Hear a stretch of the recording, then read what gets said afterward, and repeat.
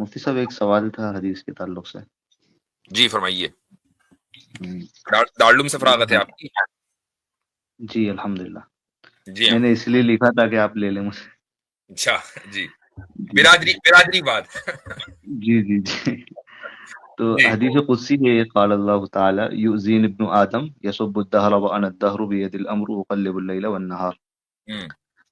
اس کے تعلق سے جو اس کی مطلب ترجمہ اور تھوڑی وضاحت سمجھ میں آتی ہے. مطلب میرے ذہن میں ہے یہ بات، میرا کوئی اس قسم کا اعتقاد نہیں ہے، کہ اللہ تعالیٰ جو فرما رہا ہے کہ ہم نے دن و رات کو پلٹا اور ہم ہی زمانہ ہے. تو اس سے کیا یہ بات سمجھی جا سکتی ہے کہ زمانہ کوئی چیز نہیں ہے اور ہم زمانے کو پہچانتے ہیں چینج سے، یعنی تغیر سے. تو ہو سکتا ہے زمانہ کوئی چیز نہیں ہے، بس اللہ تعالیٰ جس چیز پہ تغیر کو جاری کرتے ہیں ہم اس کو زمانہ سمجھ لیتے ہیں. وہ حدیث پڑھیے ذرا سا. جی یوزینی ابن آدم یسب الدہر انی انا الدہر بیدی یس کیا ہے آگے؟ بیدی یسب الدہر وانا الدہر آگے بید الامر اقلب اللیل والنہار. بیدی الامر اقلب اللیل والنہار. میں زمانے کو یعنی لیل اور نہار کو میں پلٹتا ہوں.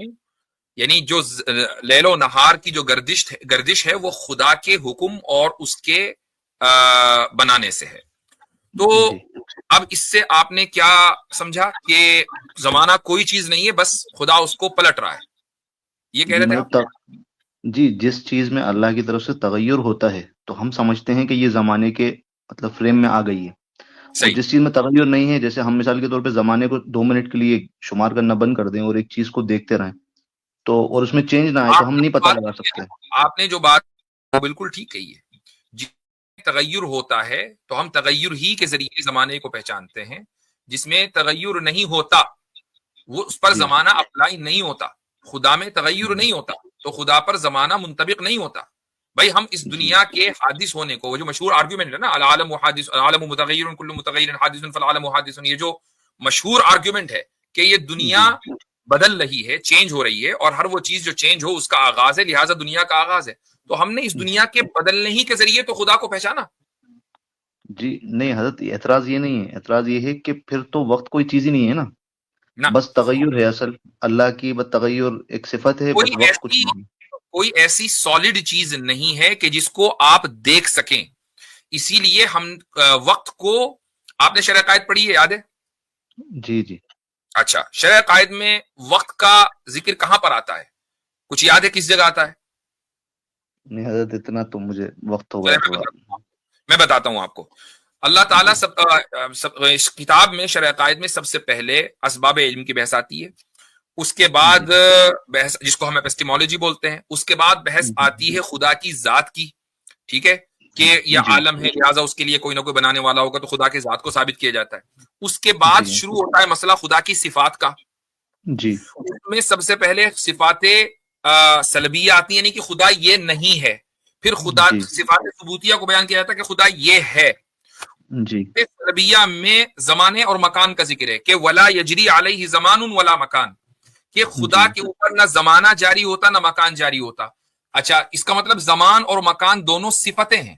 صفت کو آپ کبھی بھی دیکھ نہیں سکتے، چاہے وہ میری صفت کیوں نہ ہو، آپ کی اپنی صفت کیوں نہ ہو. اس کو صرف محسوس کیا جا سکتا ہے چونکہ صفت ایسی، لیکن صفت مخلوق ہے. اگرچہ آپ اس کو دیکھ نہ سکیں لیکن یہ کہ وہ مخلوق ہے. تو ایسے ہی زمان و مکان جو ہے وہ صفت ہیں، وہ مجسم نہیں ہے کہ ان کا کوئی جسم ہو. تو اللہ کی صفات بھی مخلوق ہوں گی؟ نہیں، اللہ کی صفات مخلوق نہیں ہوں گی. ہماری صفات مخلوق ہے چونکہ ہم مخلوق ہیں. اللہ خود مخلوق نہیں ہے تو اس کی صفات بھی مخلوق نہیں ہے. تو ایسا کہا جا سکتا ہے، مطلب وہی میں ایسا، اس میں اس قسم کی مثالیں بھی ملتی ہیں. جیسے مثال کے طور پر حضور علیہ السلام کا واقعہ ہے جس میں ان کے اوپر زمانے نے اثر نہیں کیا، تو زمانہ آگے بڑھتا ہوا تو نظر آتا ہے لیکن پیچھے آتا ہوا کہیں ملتا نہیں ہے کہ زمانہ پیچھے آیا ہو. جیسے مثال کے طور پہ وہی حضور علیہ السلام کا واقعہ ہے، ایسی معراج کا واقعہ. اللہ کے نبی نے راتوں میں سفر کیا اور اتنا لمبا عرصہ جو ہے اللہ کے نبی کے لیے بہت مختصر عرصے میں وہ ہو گیا.